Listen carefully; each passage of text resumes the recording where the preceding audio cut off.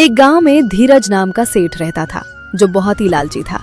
गरीब किसानों को बहला फुसलाकर ठेके पर खेत में काम करवाता था और बाद में उनके सामने तरह तरह की शर्तें रखकर उनकी जमीन पर कब्जा कर लेता था।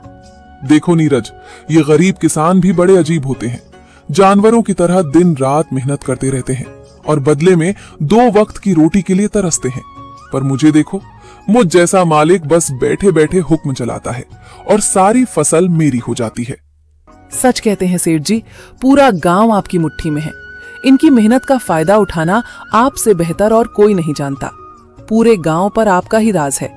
आपकी मर्जी के बिना गांव में एक पत्ता भी नहीं हिलता। इन जाहिल गांव वालों को मैं ऐसी ऐसी शर्तों पर अपनी जमीन उधार देता हूँ कि मेहनत ये करते हैं और फसल मैं हड़प लेता हूँ। आखिर इनकी औकात ही क्या है मेरे सामने। सेठ ये सब बातें कर ही रहा होता है, तभी उसके पास रजनीश नाम का एक गरीब किसान आता है जो बहुत दुखी और परेशान होता है। सेठ जी, मैंने सुना है कि आप किसानों को अपनी जमीन ठेके पर देते हैं। हाँ भाई, तुमने बिल्कुल ठीक सुना है। मैं अपनी जमीन ठेके पर देता हूँ।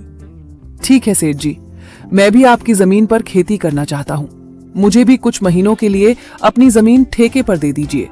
मेरा नाम रजनीश है और मैं पास के ही गांव में रहता हूँ। ठीक है रजनीश, मैं तुम्हें अपनी जमीन ठेके पर तो दे दूंगा, पर उसके लिए मेरी कुछ शर्तें सुन लो। ठीक है मालिक, बताइए क्या शर्त है आपकी। शर्त ये है कि तुम्हें मेरी जमीन पर काम करना होगा और 6 महीने बाद उस जमीन पर जो भी फसल होगी उसका आधा हिस्सा तुम्हारा होगा और आधा हिस्सा मेरा होगा। ठीक है सेठ जी, मुझे आपकी शर्त मंजूर है। खेत से जमीन की कागजी कार्रवाई के बाद वहां से चला जाता है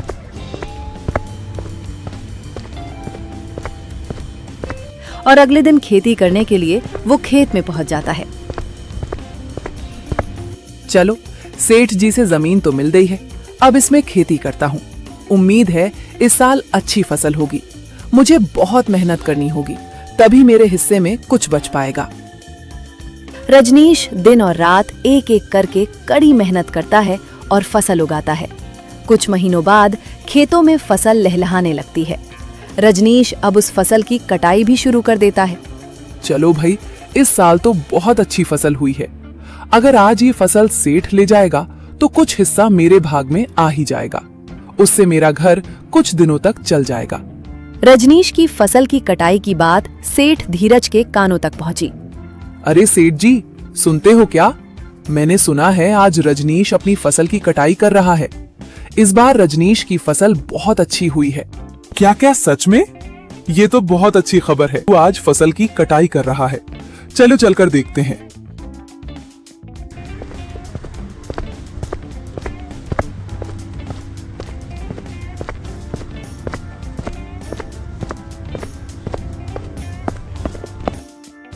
अरे रजनीश, फसल तैयार हो गई है क्या? इस बार तो तुम्हारी फसल काफी अच्छी लग रही है। हाँ सेठ जी, इस बार मैंने गेहूं की फसल लगाई है। बहुत मेहनत करने के बाद ही इतनी अच्छी फसल हुई है। अब तो मैंने कटाई भी कर दी है। अरे तेरी मेहनत से कुछ नहीं हुआ है। ये तो मेरी उपजाऊ जमीन का कमाल है। तुम्हारी मेहनत हो या ना हो, फसल तो होगी। सेठ जी, खेत भले ही उपजाऊ हो, लेकिन वहां मेहनत नहीं होगी तो फसल कैसे होगी? मैंने दिन रात एक करके इस खेत पर मेहनत की है। ज्यादा मत बोल रजनीश, मेहनत तो किराए के मजदूर भी करते हैं। असली कमाई का हकदार वही है जिसकी जमीन है। मेरी शर्त के मुताबिक अब जल्दी से मेरे हिस्से की आधी फसल निकाल ताकि मैं यहाँ से चलूं। मुझे अभी बहुत काम है। तेरी वजह से मेरा काफी नुकसान हो रहा है। अब जल्दी कर। ये कहकर सेठ रजनीश से सारी फसल ले जाता है और रजनीश के लिए केवल 2-3 बोरी ही छोड़ देता है। ये देख उदास हो जाता है। हे रमेश, इतनी मेहनत करने के बाद बस इतनी सी फसल मेरे हिस्से में आई है। धिक्कार है ऐसी मेहनत और जिंदगी पर। आखिर कब तक दूसरों के इशारों पर नाचता रहूंगा? हे रमेश, कब मेरी अपनी जमीन होगी? रजनीश इसी तरह अपनी जिंदगी काट रहा था। कुछ महीनों बाद रजनीश का बेटा, जो शहर अपनी पढ़ाई पूरी रजनीश के लिए गया था, वो वापस गांव आ जाता है। गांव आने पर जब उसने घर का नजारा देखा तो उसे बहुत दुख हुआ। पिताजी, हमारे घर और गांव का ये हाल क्यों है? यहाँ के सभी लोग दुखी और काफी परेशान नजर आ रहे हैं। आखिर बात क्या है पिताजी? बेटा, इस गांव में किसानों की यही किस्मत है। सेठ धीरज जैसे लोग किसानों की मेहनत का फायदा उठाते हैं। मेहनत हम करते हैं, पर फल सेठ धीरज जैसे लोग ले जाते हैं। हमारे पास ना अपनी जमीन है ना अधिकार, बस मेहनत करते हैं और भूखे मरते। किसानों की यही परिस्थिति देखकर मोहन बहुत दुखी हो जाता है और गुस्से में आ जाता है। पिताजी, अब आप चिंता मत कीजिए। अब ये अन्याय और नहीं चलेगा।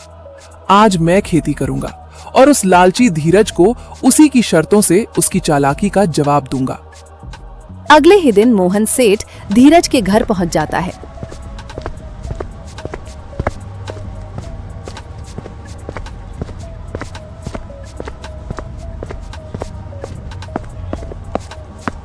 कहो मोहन, क्या बात है सेठ जी?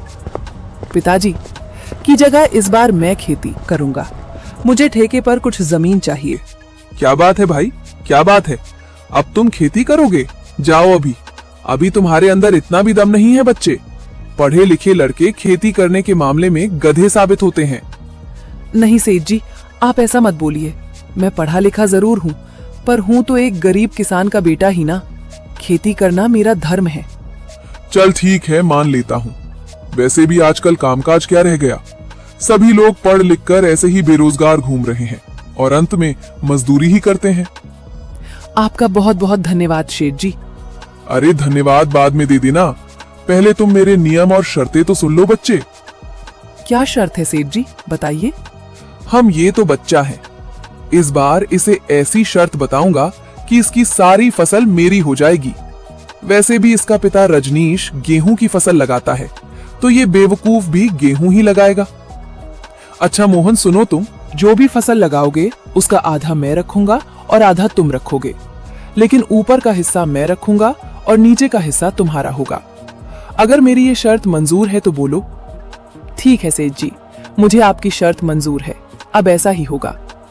अगले ही दिन से मोहन खेतों पर काम करना शुरू कर देता है। मोहन ने गेहूं के बदले गाजर की फसल लगाई और कुछ महीनों बाद फसल तैयार हो गई। अब मोहन के पास पहुंच जाता है।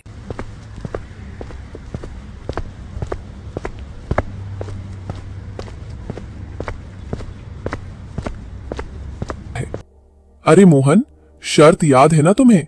आधा मेरा और आधी फसल तुम्हारा। सेठ जी, मुझे सब कुछ अच्छे से याद है। आधा आपका और आधी फसल मेरी। और आपने ये भी कहा था कि नीचे का हिस्सा मेरा और फसल का ऊपरी हिस्सा आपका होगा, तो आप ऊपर का हिस्सा ले सकते हैं। अरे सेठ जी, इसने तो होशियारी कर दी। गेहूं की फसल नहीं है, ये तो गाजर की फसल है। अरे ये क्या है? इस बार तुमने गाजर उगाई है? हाँ सेठ जी, पिताजी इतने सालों से गेहूं की ही फसल लगा रहे थे, तो मैंने सोचा इस बार गाजर की फसल लगा लेता हूँ। पर अब मैं क्या करूंगा इस घास पूछ को लेकर, जबकि सारे गाजर तुम ले रहे हो? ये आपकी ही शर्त है सेठ जी, आपने ही बताई थी, और अब आप अपनी ही शर्त मानने को तैयार नहीं है। मैं कुछ नहीं जानता सेठ जी, आप अपना हिस्सा ले जाइए। इस तरह मोहन ने होशियारी दिखाते हुए चालाक और निकम्मे सेठ को मुंह तोड़ जवाब दिया। वो सारे गाजर लेकर घर चला गया और घास फूस सेठ के हिस्से में छोड़ गया। वहीं दूसरी ओर सेठ का मुंह फटाका फटा रह गया। अरे मालिक, पूरे गांव में आज तक किसी ने आपके सामने तो क्या पीछे भी होशियारी करने की हिम्मत नहीं की, और मोहन का बच्चा आपको इतनी आसानी से बेवकूफ बना गया। अरे वो बच्चा मुझे क्या बेवकूफ बनाएगा? आने दो उसे। इस बार तो मैं उसे ऐसा सबक सिखाऊंगा कि मुझे दोबारा उलझाने की कोशिश नहीं करेगा।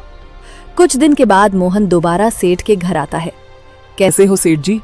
कहो बच्चे, इस बार क्या चाहिए तुम्हें? आपकी जमीन वापस ठेके पर चाहिए सेठ जी। तो मेरी इस बार की भी शर्त सुन लो बच्चे। इस बार तेरी कोई चालाकी नहीं चलेगी। इस बार फसल का नीचे का हिस्सा मैं लूंगा और ऊपर का हिस्सा तेरा होगा। बताओ, तुम्हें मेरी ये शर्त मंजूर है? मुझे मंजूर है सेठ जी। इस बार ऊपर का भाग मेरा ही होगा। इस तरह मोहन सेठ से बात करने के बाद घर आ जाता है।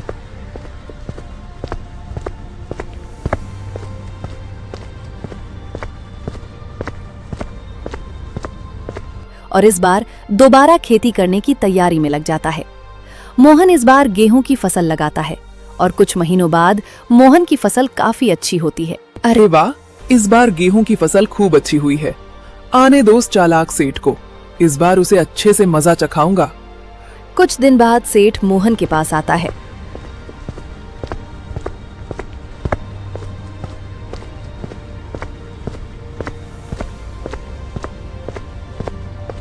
जैसे ही सेठ गेहूं के खेत के पास पहुंचा, ये सब देखकर वो पूरी तरह से हैरान और गुस्से से पागल सा हो गया। अरे ये क्या, इस मोहन के बच्चे ने तो इस बार गेहूं की फसल लगाई है। ये लड़का जितना मैं सोच रहा था उससे कहीं ज्यादा चालाक नहीं था। हम इसका कुछ तो करना पड़ेगा। प्रणाम सेठ जी, कैसे हैं आप? देखिए सेठ जी, इस बार मैंने गेहूं की खेती की है और आपकी शर्त के मुताबिक इस फसल का ऊपर का हिस्सा मेरा होगा और निचला हिस्सा आपका होगा। इस तरह मोहन ने अपनी होशियारी से सेठ धीरज को दोबारा बेवकूफ बना लिया और सेठ का फिर से पोपट हो गया। ये सब देखकर सेठ को काफी गुस्सा आया। अरे मालिक, इस बच्चे का दिमाग तो देखिए, आप जैसे इतने बड़े चालबाज को इसने फिर से बेवकूफ बना दिया। तुम एकदम सही कह रहे हो। मैं उसे बच्चा ही समझ रहा था, पर उस बच्चे ने तो मुझे बेवकूफ ही बना दिया। आने दो, इस बार मैं उसे बताता हूँ कि सेठ धीरज किसे कहते हैं। मोहन ने गेहूं की कटाई की और सारी फसल अपने घर ले आया। उस फसल का कुछ हिस्सा गांव के जरूरतमंद लोगों में बांट दिया।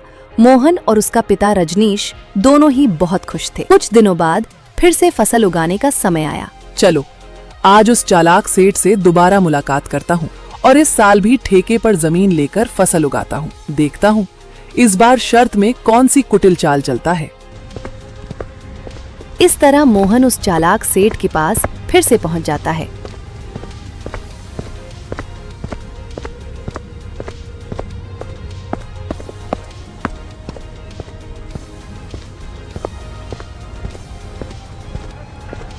अच्छा, तुम मुझसे मिलने दोबारा आ गए। अब बोल, मेरी ये शर्त मंजूर है तुझे? बिल्कुल मंजूर है सेठ जी, मैंने आपकी हर शर्त मानी है तो ये भी मानूंगा ही सेठ जी।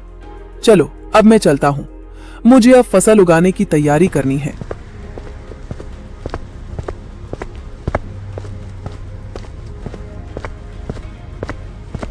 लालची सेठ की बातें मानकर मोहन वहां से चला जाता है।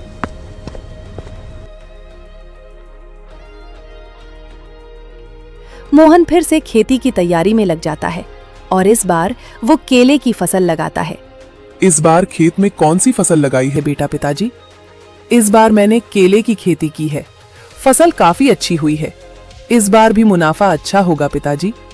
बहुत अच्छी बात है बेटा, तुम ऐसे ही मेहनत करते रहो। मेहनत और समझदारी साथ हो तो कोई भी चालाकी ज्यादा दिन नहीं चलती। कुछ दिनों बाद चालाक सेठ और नीरज दोनों दोबारा मोहन के पास आने लगे। सेठ जी, इस बार मोहन का दिमाग चकरा जाएगा। इस बार आपने बहुत ही बढ़िया शर्त रखी है, फसल का ऊपर का हिस्सा भी आपका और फसल का नीचे का हिस्सा भी आपका। बिल्कुल सही कहा नीरज, इस बार मैंने अपने दिमाग का अच्छे से इस्तेमाल किया है। ऐसा तीर छोड़ा है जिससे उस बच्चे के लिए बचना बहुत मुश्किल है। अब देखता हूँ इस बार वो मोहन का बच्चा कैसे बचता है। इस तरह दोनों बातें करते हुए खेत के पास पहुंच जाते हैं और जैसे ही वे खेत पर पहुंचते हैं, सेठ जी, ये मोहन तो आपकी सोच का भी बाप निकला। जरा देखिए इस बार कौन सी फसल लगाई है। अरे ये क्या, ये तो केले की फसल है। अब बताओ भला, ऊपर का और नीचे का हिस्सा मेरा होगा और बीच का हिस्सा उस मोहन के बच्चे का होगा। मतलब मेरे हिस्से में इस बार भी घास भूसी आएगी। मैं इस बार भी बेवकूफ बन गया। मान गए इस किसान के बच्चे के दिमाग को। अरे आइए आइए सेठ जी, कैसे हो आप? वैसे आप दोनों क्या चर्चा कर रहे हो, जरा मुझे भी बताइए। अच्छा बच्चों, उल्टा चोर कोतवाल को डांटे। तुमने मुझे इस बार भी बेवकूफ बना दिया। मैं भला आपको क्या बेवकूफ बनाऊंगा सेठ जी, आप तो पूरे गांव को बेवकूफ बनाते हो। देखिए सेठ जी, इस बार मैंने केले की फसल लगाई है, पर आपकी शर्त के मुताबिक फसल का ऊपर और नीचे का हिस्सा आपका होगा और बीच का हिस्सा मेरा। अबे ओए किसान के बच्चे, सेठ जी को ज्यादा होशियारी दिखाने की हिम्मत मत करना। बेईमानी और धोखाधड़ी में वो सबके बाप हैं। बाप, ये खेत भी हमारा है और फसल भी हमारी है। अरे ओए नीरज, चिल्लाने की जरूरत नहीं है। शायद ये हमारी ही करनी का फल है। मैंने भोले भाले किसानों को बहुत ठगा है। आज पहली बार किसी ने हमसे लड़ने की हिम्मत की है और इस लड़के ने मेरी आंखें खोल दी है। मुझे समझ आ गई है, अब से किसी भी किसान को मैं कभी परेशान नहीं करूंगा और सबकी मेहनत का बराबर पैसा दूंगा। जितने भी किसानों की जमीन मेरे पास गिरवी है, मैं वो सब वापस कर दूंगा। सेठ जी, आपने बहुत अच्छी बात कही है। एक किसान बहुत मेहनत करता है अपने लिए, अपने परिवार के लिए। वो ना तो अच्छे कपड़े पहन पाता है और ना ही चैन से रोटी खा पाता है। दिन रात दूसरों का पेट भरने के लिए वो अपना पेट जलाकर काम करता है। ऐसे में उन्हें तरसाना ठीक नहीं है। इन किसानों की मेहनत का हक तो इन्हें मिलना ही चाहिए। इस तरह मोहन ने अपनी मेहनत और चतुराई से उस लालची सेठ को सही रास्ते पर ला दिया। उसके बाद सेठ ने जिन लोगों की जिसब की जमीन और पैसे वापस कराए। जिन लोगों की जमीन ली थी वो सबकी जमीन और पैसे वापस कर दिए। तो दोस्तों, कहानी कैसी लगी? अपनी राय कमेंट्स में जरूर बताएं।